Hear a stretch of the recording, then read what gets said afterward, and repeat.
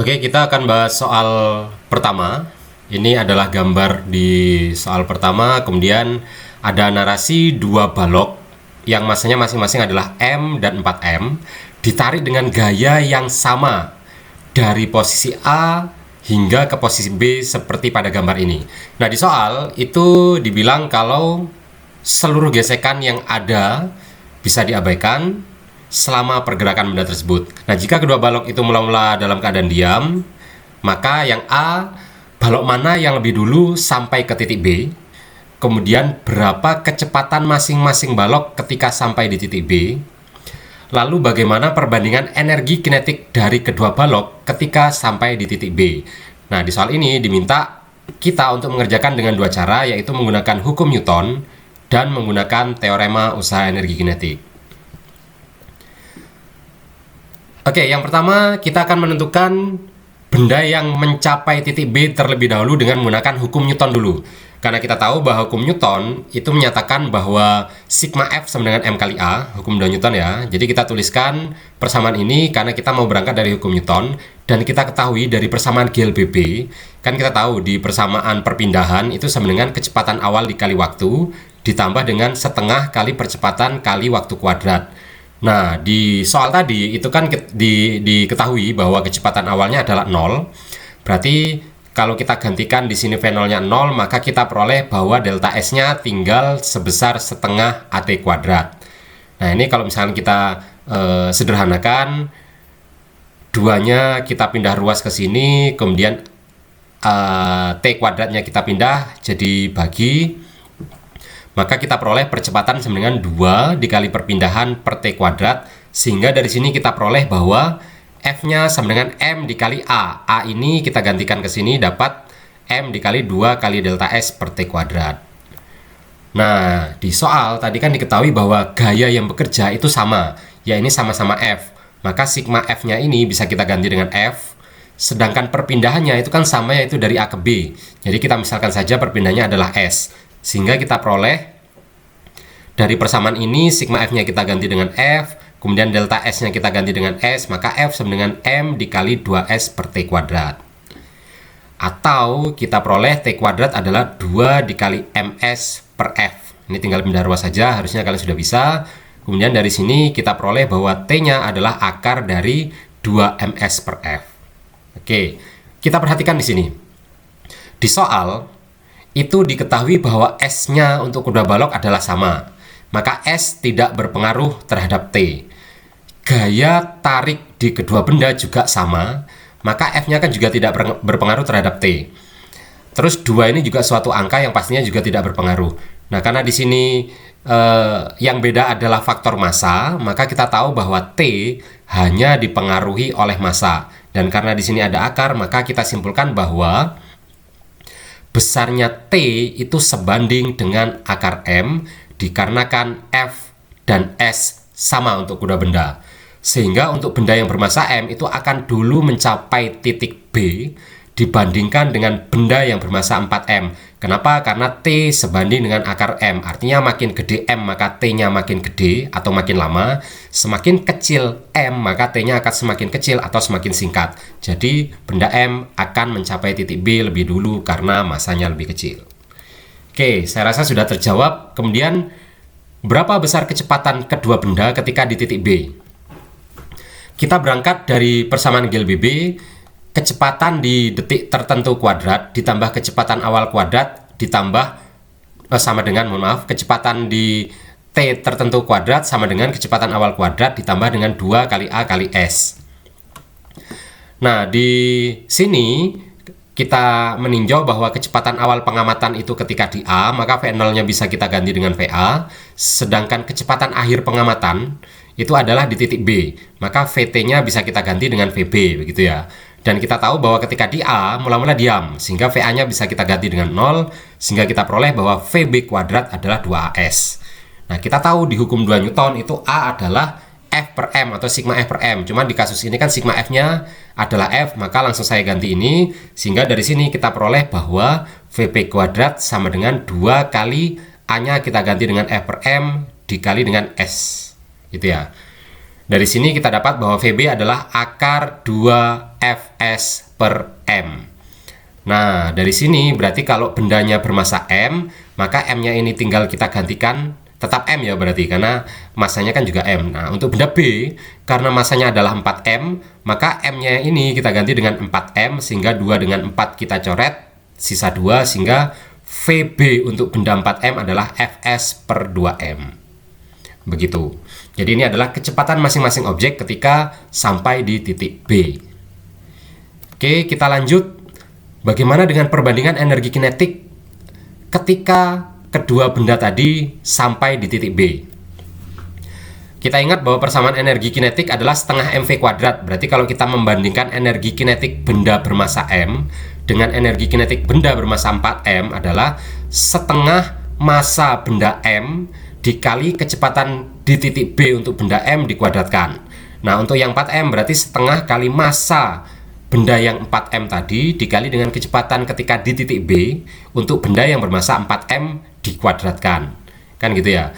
Nah, tadi di opsi B yang terakhir itu kita peroleh bahwa kecepatan ketika di titik B untuk masing-masing benda, yaitu benda M dan 4M adalah yang ini. Maka nanti bisa kita gantikan VB-nya ke sini. Karena ini kuadrat berarti nanti kan akarnya langsung dihilangkan gitu ya. Sehingga kita peroleh bahwa EKM sama dengan setengah kali massa M-nya kita ganti dengan M dikali VB untuk benda M dikuadratkan adalah ini 2Fs per M. Berarti kan ini. Gitu ya. Terus setengah dikali dengan massa benda 4M. Berarti setengah dikali 4M dikali dengan akar Fs per 2M. Jadi ini kita gantikan ke sini. Nah, dari sini kita dapat hasilnya ini. Jadi setengah dengan setengahnya selesai, M dengan M ini selesai, M dengan M ini selesai. Kemudian sisa di atas 2Fs, di bawah 4 bagi 2 juga 2Fs. Pokoknya sisanya tinggal Fs gitu, atau sama gitu ya.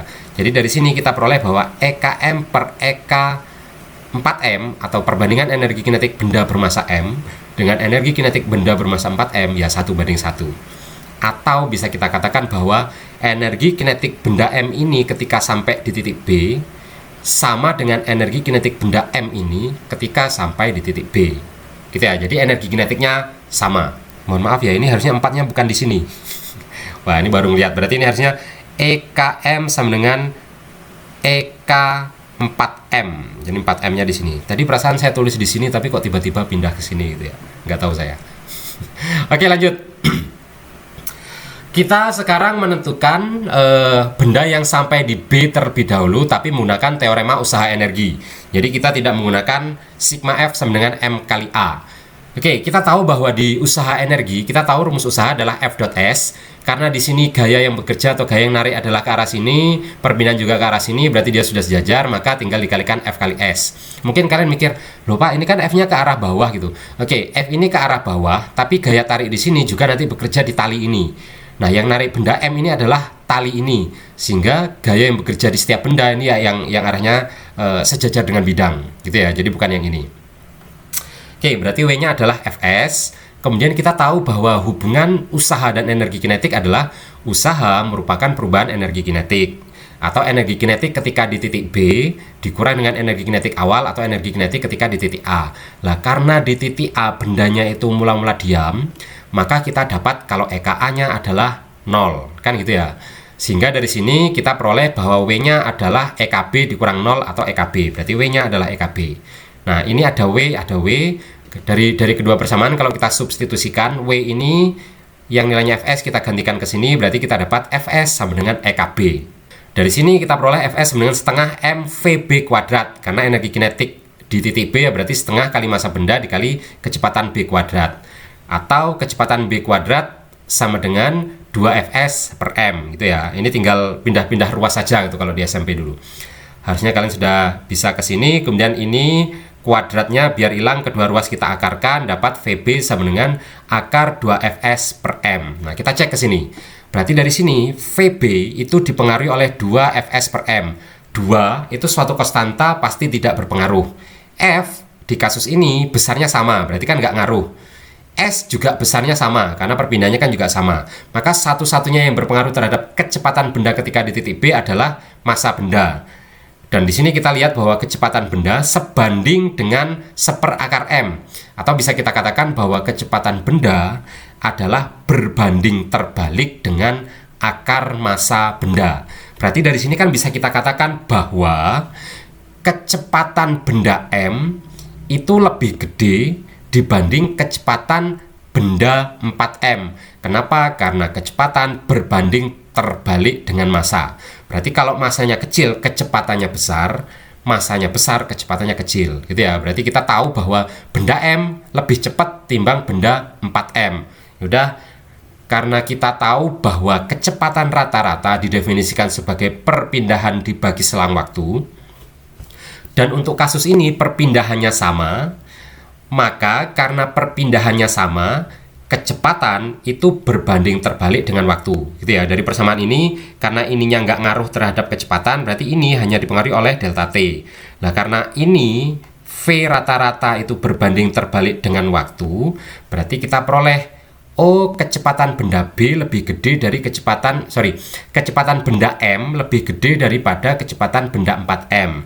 Berarti waktunya benda M lebih kecil daripada waktunya benda 4M. Kan berbanding terbalik ya. Berarti karena waktu benda M lebih kecil, ya berarti dia akan lebih cepat sampainya. Oke, ini adalah kesimpulannya.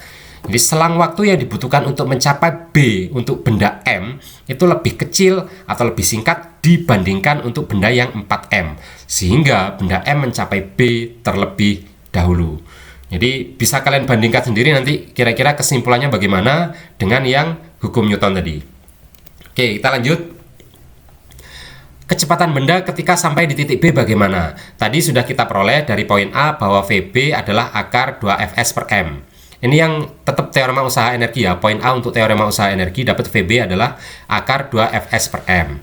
Yaudah, berarti dari sini untuk benda M, VB-nya adalah akar 2Fs per M, dan untuk benda M, VB-nya adalah akar Fs per 2M. Dicek lagi apakah ini sama untuk kecepatan di titik B dengan menggunakan hukum Newton. Oke, sekarang yang terakhir bagaimana perbandingan energi kinetiknya. Kita kembali ke persamaan tadi, W adalah Fs dan W adalah EK. Dengan cara yang sama tadi kita peroleh bahwa Fs sama dengan EKB. Karena F dan S kedua benda sama ya tadi, gaya tariknya sama, perpindahannya sama, maka F sama S-nya sama, ya udah EK di titik B untuk kedua benda juga sama. Berarti tidak dipengaruhi oleh massa benda ini selama gaya dan perpindahannya sama. Berarti bisa disimpulkan bahwa EK benda M sama dengan EK benda 4M. Sekali lagi ini sama, 4-nya bukan di sini, harusnya di sini. Berarti EKM sama dengan EK 4M. Berarti energi kinetik benda M ketika di titik B sama dengan energi kinetik benda 4M ketika sampai di titik B. Oke, sekian untuk tugas yang pertama. Silahkan disimak dan dipahami. Kalau ada pertanyaan bisa ditanyakan ke saya. Sampai ketemu di tugas yang kedua.